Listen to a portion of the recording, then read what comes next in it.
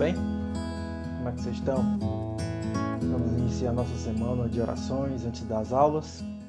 Espero que essas orações sejam proveitosas para vocês.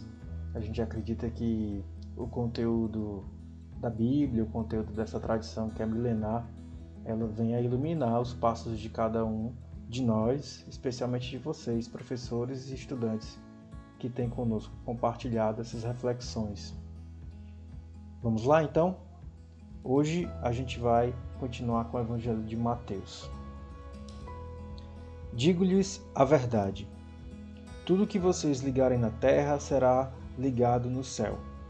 E tudo que vocês desligarem na terra será desligado no céu. Também lhes digo que se 2 de vocês concordarem na terra em qualquer assunto sobre o qual pedirem, isso lhes será feito por meu Pai, que está nos céus. Pois onde se reunirem 2 ou 3 em meu nome, ali eu estou no meio deles. Isso está em Mateus 18, de 18 a 20. O conjunto de interpretações que um rabino possuía da lei era chamado de o jugo do rabino.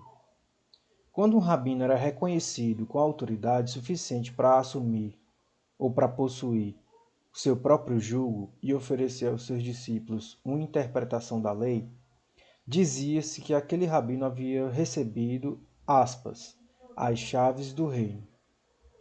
Com as chaves do reino, o rabino poderia abrir e fechar, isto é, proibir e permitir. A partir daquele instante, o rabino poderia dizer o que era permitido e o que era proibido para que a lei fosse cumprida. Jesus está se valendo dessa tradição para dar a Pedro a autoridade para ligar e desligar. Isso quer dizer que Jesus transferiu sua autoridade para interpretar a lei. Jesus não está falando com Pedro individualmente, mas com a comunidade que será edificada sobre a confissão de Pedro: Tu és o Cristo, o Filho do Deus vivo. A autoridade de Jesus está na reunião de 2 ou 3 em nome dele, pois é ali que o próprio Jesus está. A Igreja de Jesus tem esse privilégio e essa responsabilidade de atravessar a história, discernindo culturas e contextos sociais e interpretando de que maneira, em nossos dias, podemos viver em obediência à vontade de Deus.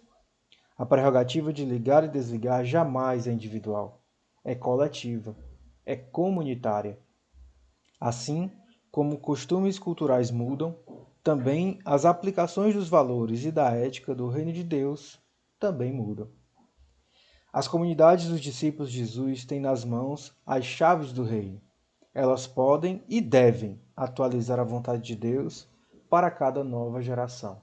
Um dos desafios mais importantes da nossa geração é entender que mundo em que nós vivemos. Por causa dessa contemporaneidade líquida, gasosa, as pessoas têm perdido balizas, têm perdido referências e uma porção da população do Brasil e do mundo tem se aferrado a certos conservadorismos completamente anacrônicos. Nesse sentido, elas buscam as referências das instituições milenares, das instituições tradicionais, para tentar se encontrar, se situar. Aqui, nesse texto, a gente percebe como as próprias instituições elas precisam andar conforme o tempo em que existem. As tradições, aquilo que foi enraizado e que tem a ver com a evolução da humanidade, elas devem permanecer. Os tradicionalismos e os conservadorismos, aquilo que não diz mais respeito ao que a gente vivencia no tempo contemporâneo,